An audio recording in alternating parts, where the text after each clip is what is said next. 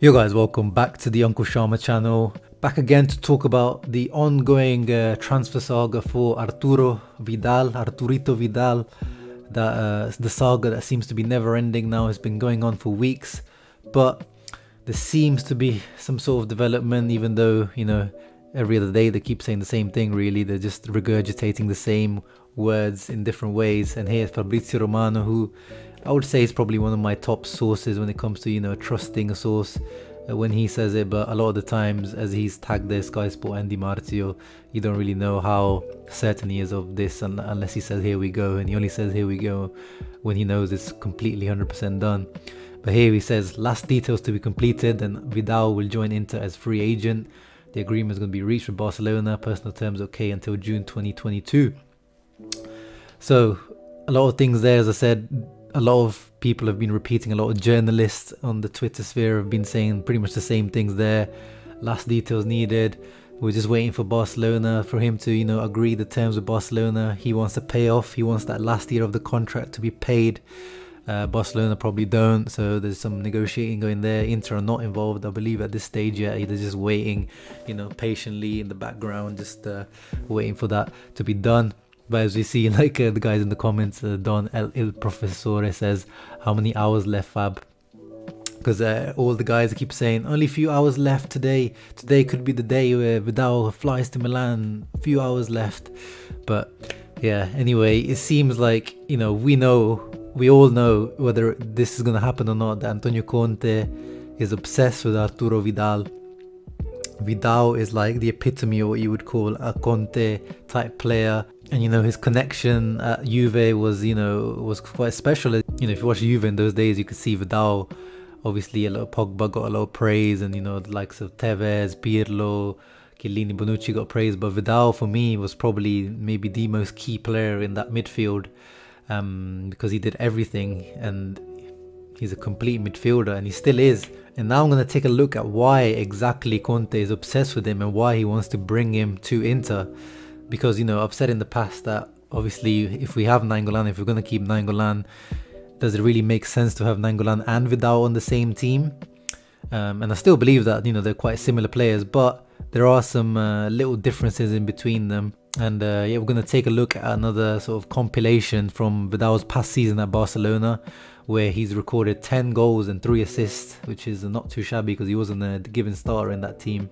And as always, guys, disclaimer, a compilation is not the best way to, you know, judge a player. So the video we're going to look at is from Thiago Productions on YouTube. I'll leave the link in the description below. Here we are with the video. First of all, you can straight away see what I was talking about in terms of Conte type player. Look how much he gets involved straight away. Duels all over the pitch, whether it's in defense or in attack. Actually, in that match, I believe, if we just go back to that, in the I believe that's Alaves, Deportivo Alaves, he actually played centre back in that match, which you can see there, because look how where he is. He's right next to I'm not sure who that is, that Todibo, I'm not sure, but in that match he played as a left centre back, and that just shows how versatile he is as a player as well.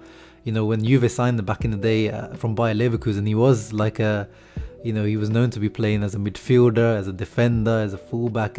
He's just such a versatile player, and he still is. Right, this here is a perfect example of what he could bring to this team and why Conte is obsessed with him. The speed of execution there is so quick.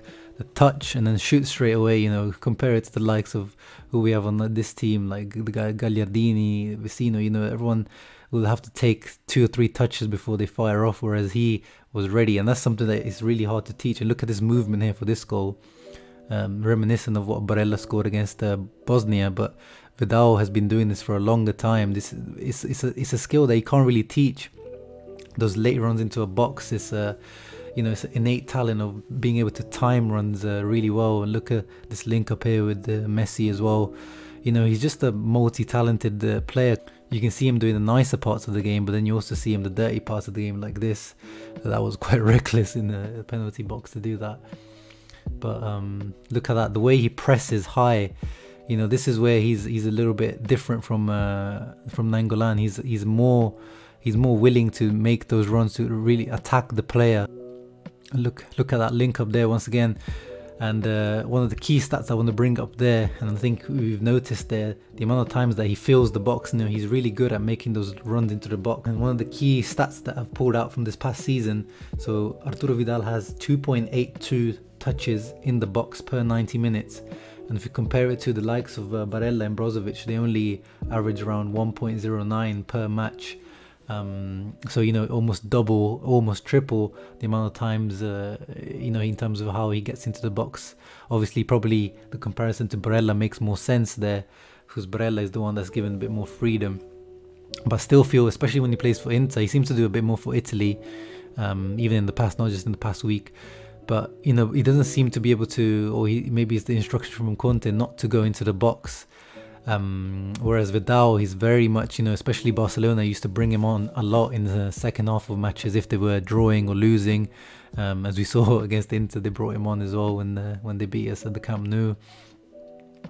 Once again, there, look at that run at the back post. Barella is developing that part of his game, but none of our other midfielders have that part in their game. Brozovic in the past had sort of that into his game, but his timing of runs is not really that good. He's more someone that you give him the ball near the box and he'll make a shot happen, whereas Vidal is running onto balls. That's a different skill. You can put him at the base of a midfield and he'll do a great job. You can put him at the tip of a midfield and he'll do a good job. You can put him on the wing. Look at that for a cross as well. He's just really good at everything. He's just one of those players, like a Kimmich, like a James Milner, those types of players. You just put him anywhere on the pitch and they'll do a job for you. Oh, look, here he is against Inter. He wasn't actually that good. That was the second match at the San Siro. He was impressive in that first one at the Camp Nou, but even here you can see pressing lads that are high. Look at here, coming back and pressing, winning the ball back from Brozovic. And when I was talking about his goals and assists earlier, 10 goals, 3 assists, what you have to bear in mind is, as I said, he wasn't a starter. And if you compare his numbers to Barella, who had 4 goals and 7 assists, but he played almost 1,000 more minutes. So that just shows you, if Vidal was given more playing time at Barcelona, he could have ended up with easily more than 12, 13 goals from midfield. And here, once again, look at that run. That's what I'm talking about. The timing of his runs is just impeccable. You can't teach that. And here he is against Inter, getting the assist for Suarez. Oof, what a goal that was, but painful to watch. Here he is again against Inter. He really changed that match when he came on against Inter, if you guys remember. I don't know if you guys watched it or not.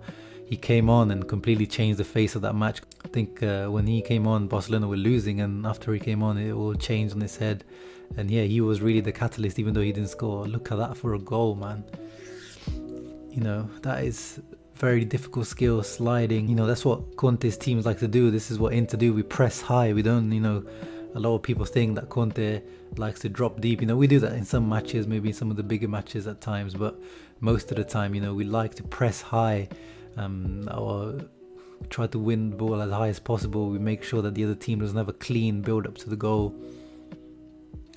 And the reason why I've compared him to Barella as well is I think you can see in a lot of this match, these clips, and I've seen it from his heat map as well.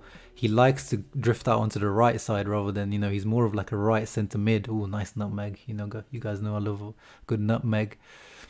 So that's why I keep comparing him to Barella, because it seems like he occupies the similar spaces. Watching these clips, he really does remind me a lot of Barella in terms of that all action style. Whereas Nainggolan, especially now towards the tail end of his career, and if we look at what he's been doing at Cagliari, he's moved into a much more advanced position now. He's more of a, even at Inter he was a CAM, and then Cagliari played him at DM at the beginning, the first few matches, and then they moved him to CAM. Even when they play a 4-3-2-1, Nainggolan is one of the sort of CAMs behind the striker. So, even that could be, oh, look at that for a pass. He combines the dirty parts of the game and the beautiful parts of the game. He's really a complete midfielder. And in terms of other stats, I looked at comparing him to Barella in terms of long passes completed, passes, recoveries, interception. The numbers are very similar. So if you put them side to side, you could almost, think that this is the same player. But where Vidal stands out a little bit more is the aerial duels, where he takes part in almost 4 per match and Barella only takes part in 1.5, and he's got a better completion rate as well, around 57%, whereas Barella's is like around 48%. So in terms of, you know, that aerial battle, he's very useful there as well. And you saw from the clips, he's very good at getting into the box and getting those headers in, even though he's not the tallest. But yeah, I think we can see that from those clips. Obviously, we haven't seen a full match, but you know, I don't want to see the word dusted being labeled to Vidal. Yes, we know off the field he's known to be, you know, at the levels of Nainggolan, maybe even worse at times. But when it comes to on the pitch and when it comes to, you know, getting into shape when it's needed, he is there. He's a reliable player, and you can see exactly why Antonio Conte is obsessed with him. And imagine having him as an option rather than Gagliardini or Vicino. Vidal and Nainggolan can coexist, you know, if you put Nainggolan a little bit higher up. I think especially if Antonio Conte wants to try integrate Eriksen in that 3-4-1-2 formation, he needs two runners behind Eriksen who cover for Eriksen, and who maybe, you know, make up for the lack of Eriksen's intensity, because, you know, it's just not part of Eriksen. We can keep asking it from him, but if it's not built within him, and it's built within like a player like Barella or Vidal, it's just part of their game. They can't, even if you tell them not to do it, they'll probably still do it because it's just part of their game. It's how they play, and just his adaptability in general. I wouldn't be even surprised if, you know, Conte plays him at centre back at some point. But yeah, hopefully that shed a bit of light for the guys that, you know, maybe not too familiar with Vidal or how we did over the past season. And yeah, hopefully we managed to bloody land them. I'm fed up of these daily updates from these transfer gurus. About a few hours left, almost done. We'll talk about it when it's officially done, if it's officially done. In the meanwhile, you make sure to leave a like and subscribe below, and I'll see you on the next one. Ciao.